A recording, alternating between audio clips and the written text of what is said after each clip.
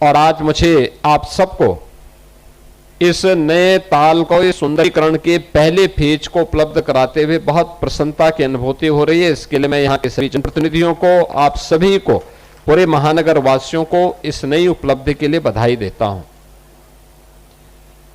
यही अंतर है,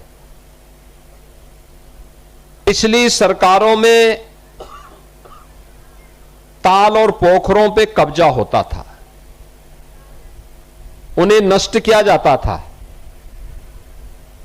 लोग उसे अपनी बपौती समझ करके कब्जा कर लेते थे, अपनी हवेली बना लेते थे, या वे क्षेत्र गंदगी और अपराध के गढ़ बन जाते थे। अब नए उसमें आप देख रहे होंगे, ये डबल इंजन की सरकार, भारतीय जनता पार्टी की सरकार, ये डबल इंजन की भारतीय जनता पार्टी की सरकार ताल और पोखरों पर कब्जा नहीं बल्कि उनका संरक्षण करती है, प्रकृति के प्रति अपने उत्तरदायित्वों का निर्वहन करती है, उनके पर्यटन के एक डेस्टिनेशन के रूप में, एक बेहतरीन गंतव्य के रूप में उसे विकसित करके लोगों के लिए, पर्यटकों के लिए, आम नागरिकों के लिए और कलाकारों के लिए भी एक मंच उपलब्ध करवाती है। और आज यही दृश्य यहां पर चिलवा ताल में भी हम सबको देखने को मिल रहा है। पिछले दिनों हम लोगों ने रामगढ़ ताल में वाटर स्पोर्ट्स की नेशनल जूनियर रोइंग प्रतियोगिता को देखा। लगभग एक सप्ताह तक यह प्रतियोगिता चली थी। 22 राज्यों के 243 से अधिक खिलाड़ी उसमें भाग लिए थे। बड़े पैमाने पे लोग आए थे और हर व्यक्ति बोलता था कि इतनी बड़ी और इतनी अच्छी झील हमें कहीं देखने को नहीं मिलती। मुझे लगता है कि वे लोग अगर यहां आ जाएंगे ना, यहां भी उनको और अच्छा लगेगा, और अच्छा लगेगा।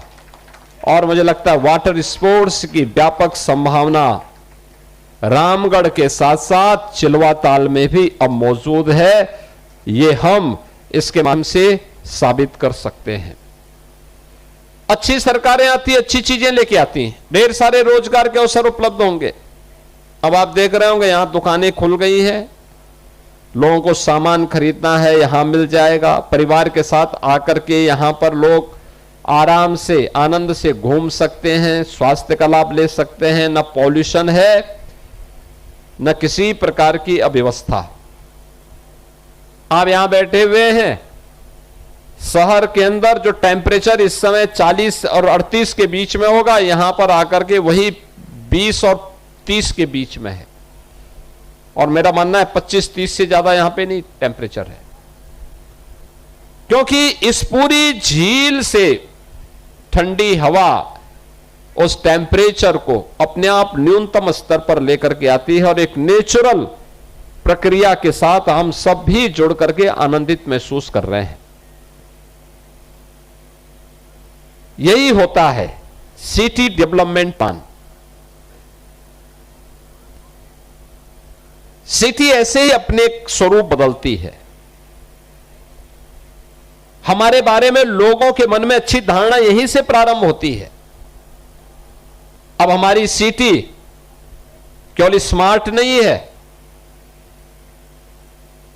अब हम उसको स्मार्ट सिटी के रूप में, सेफ सिटी के रूप में और एक सस्टेनेबल सिटी के रूप में उसको आगे बढ़ाने की दिशा में आगे बढ़ चुके हैं। विकास की सारी प्रक्रिया स्वतःस्फूर्त भाव के साथ चल रही है। यही फर्टिलाइजर कारखाना आज से 6 वर्ष पहले बंद स्थिति में था।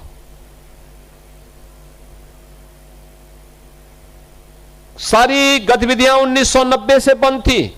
आप सोचो 1990 से लेकर 2021 तक 31 वर्षों तक गतिविधियां बंद थी। और तो अच्छा हुआ बीच के कालखंड में एसएसबी यहां आ गई, अन्यथा यहां का स्क्रैप भी सब गायब हो गया होता। अब यहां पे एसएसबी भी है, फर्टिलाइजर कारखाना भी है और प्रदेश का एक सैनिक स्कूल भी है। सैनिक स्कूल भी है और एक केंद्रीय विद्यालय भी इस कैंपस में है। केंद्रीय विद्यालय के नए भवन के लिए भी हमने पैसा सैंक्शन कर दिया है। एक ही कैंपस में इतनी गतिविधियां एक साथ उपलब्ध हो रही हैं और इन गतिविधियों को आगे बढ़ाने के साथ ही यहां पर बेहतरीन सुविधा, तो ये पहले फेज का काम हुआ है। अभी इसको विकास की बहुत सारी संभावनाओं के साथ हमें आगे बढ़ना है। मैं स्वयं भी पहली बार यहां पे आया हूं देखने के लिए। हां, मैंने ये कल्पना जरूर की थी और मैंने ये पर्यटन विभाग को कहा था कि भाई उस ताल के बारे में, क्योंकि जब प्रधानमंत्री जी ने इस फर्टिलाइजर कारखाना का शिलान्यास किया था तब मेरे दिमाग में आया था और उस समय केंद्रीय मंत्री श्री पीयूष गोयल जी ने भी मुझे कहा था कि योगी जी इस वाटर बॉडी के बारे में कुछ करना चाहिए।